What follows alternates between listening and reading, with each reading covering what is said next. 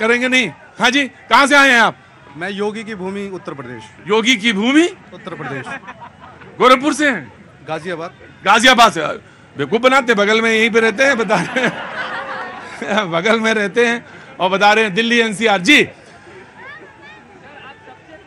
मैं आया। नरेंद्र मोदी जी ने कहा कि मैंने 3 राज्यों में, प्रधानमंत्री ने कहा कि 3 राज्यों में मुझे जाने का मौका लगा, छत्तीसगढ़, मध्य प्रदेश, राजस्थान। इन 3 राज्यों का मैंने दौरा किया। मैंने तीनों राज्यों में देखा कि INDIA अलायंस साफ हो गया है। INDIA अलायंस साफ हो गया है। वहां की महिलाएं, किसान, वहां के जवान कांग्रेस पार्टी को जड़ से उखाड़ने के लिए, फेंकने के लिए तैयार हैं या फेंक दिया है। ये प्रधानमंत्री नरेंद्र मोदी जी ने बात कही। मैं डिबेट का आगाज करता हूं। 3 राज्यों का दौरा मैं भी करके आया हूं। उसके बाद शुरू करता हूं आज की बातचीत। सबसे पहले कांग्रेस एंड देन बीजेपी और फिर उसके बाद डिबेट ओपन। देखिए, मोदी जी को मुझे लगता है कि फेंकने की आदत है और क्या नाम है तुम्हारा? अभिजीत। क्या उम्र है? 16। अरे रुको, अभी 18 नहीं हुई। जी टीना जी।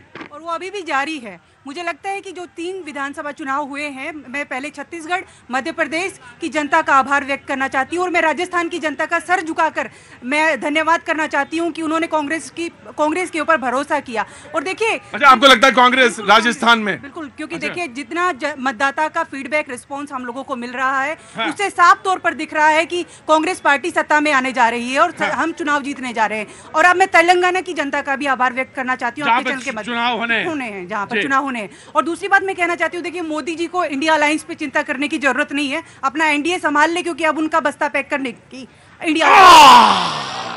वो कहते हैं कि अब एनडीए का जो है, हाँ जी, कोई गलत नहीं बोले, रुको जी, अपनी बात बोले हैं। सीतामढ़ी लोकसभा प्रत्याशी, सीतामढ़ी लोकसभा प्रत्याशी, नाम सुरेंद्र सिंह कुशवाहा। जमानत जब्त हो जाए, चुपचाप खड़े रहो। जी जी बोलिए, खड़े रहो चुपचाप। हाँ जी। अभी BJP will respond and then I will come. अभी मेरी बहन कांग्रेस की ये बात कह रही थी कि मोदी जी फेंकते हैं।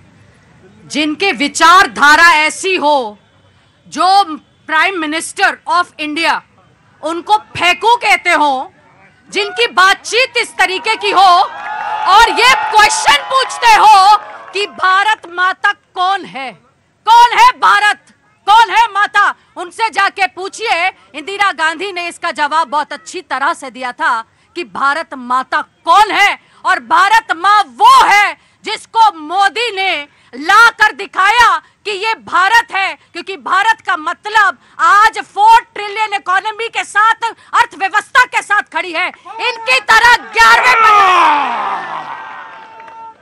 तो जवाब उधर से आया कि भाई ऐसा नहीं, ऐसा है। आप प्रधानमंत्री को ऐसा नहीं कहते, मारे कभी जी, हर समय हाथ उठाता है। तो जवाब कांग्रेस से भी अब आना है। मैं कांग्रेस की तरफ जाऊं, बड़े गंभीरता के साथ खड़े हैं। मैं परिचय जानना चाहता हूं आपका। राकेश लोहिया। राकेश जी कहां से आ रहा हुआ? दिल्ली से। क्या काम करते हैं साहब? मैं मैनेजर हूँ। मैनेजर हैं। कुछ बोलना चाहते हैं, कुछ कहना चाहते हैं? नहीं, अभी दूर से देखना चाहते हैं। देखिए, पहले डिबेट के अंदर शरीक होना जाओ। जी, Congress will respond and the debate is open. इनमें से किसी को नहीं पता कि भारत माता कौन है। भारत माता भारत की जनता है। ये जो तमाम आवाम खड़ी है यहाँ पर, वो भारत माता है। इनको मुझे लगता है कि संघ में ठीक से पढ़ाया सिखाया नहीं गया और जब भी इस तरीके की बातचीत करते हैं, मुझे लगता है, देखिए राहुल जी जब कोई भी बात कहते हैं तो जनता बहुत ध्यान से सुन रही है। आज मोदी जी की बात नहीं सुन रही है। क्यों सुन रही है? क्योंकि ये लगातार मन की बात कर रहे हैं और राहुल जी जन की बात कर रहे हैं। इसलिए राहुल गांधी कहते हैं कि ये देश की जनता ही भारत माता है। ऑटो वाले भैया, राहुल जी जन की बात करते हैं। क्या ये मेरे देश की जन जन की बात थी कि लड़के मंदिर में जाते हैं लड़कियों को छेड़ने के लिए? क्या ये जनता कह सकती है? ये जनता के मन की बात है क्या? ये राहुल गांधी जी, अब मैं कांग्रेस पार्टी से पूछना चाहता हूं, अब बताइए कांग्रेस पार्टी के नेताओं, हमारे देश के मनमोहन सिंह जी प्रधानमंत्री 10 साल रहे, भारतीय जनता पार्टी के एक नेता ने कभी उनको जहरीला सांप, कभी उनके बारे में जहरीला सांप, मौत का सौदागर, कुत्ता जैसे बात।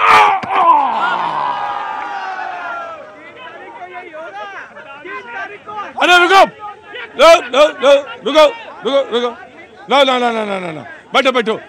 हमें लगता है कि एक मिनट, अरे रुको रुको, बैठो बैठो बैठो, बैठ जाओ बैठ जाओ बैठ जाओ बैठ जाओ। मुझे लगता है कि ना ना ना, हाँ जी, कुत्ता शब्द आप बोले हैं, ये ठीक नहीं है। हाँ हाँ हाँ, बैठो बैठो बैठो बैठो बैठो बैठो, बैठ जाओ, मैं चिपका दूंगा नीचे तक, बता देना। देखिए, जब मोदी जी मूर्खों का सरदार कहते हैं तब उनके संस्कार कहाँ चले जाते हैं, और जब जर्सी गाय कहा जाता है और जब कांग्रेस की विधवा कहा जाता है तब इनके संस्कार कहाँ चले जाते हैं।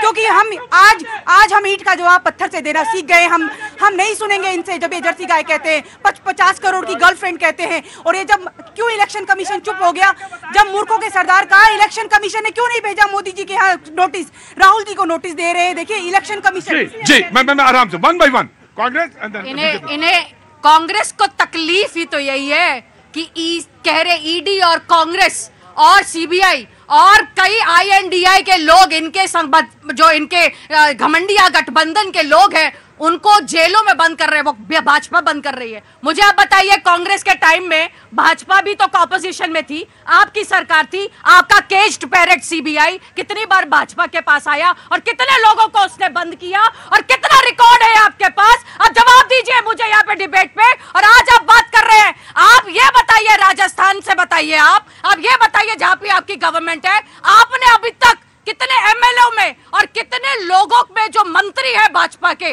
कितने लोगों के और कितने यूनियन मिनिस्टर्स के ऊपर आपने अभी तक करप्शन का केस दर्ज किया है? देखिए भूपेश बघेल, ये चुनावी हार की बौखलाहट है इनकी। जब ये हार रहे हैं क्योंकि देखिए जब छत्तीसगढ़ में इलेक्शन हुए, भूपेश बघेल के यहाँ जिन्होंने झूठा इल्जाम लगाया, उन्होंने सुप्रीम कोर्ट में उस व्यक्ति ने कहा कि मैंने तो किसी को पैसा ही नहीं दिया। ये साफ तौर पर दिख रहा है। ये इसलिए ईडी, हम इनको घटक दल कह रहे हैं, ईडी का घटक दल, बीजेपी का घटक दल ईडी है, क्योंकि उसको आगे करते हैं IT cell, IT. Right, I have taken जी जी, आइए बस इधर आइए जी, बोलिए।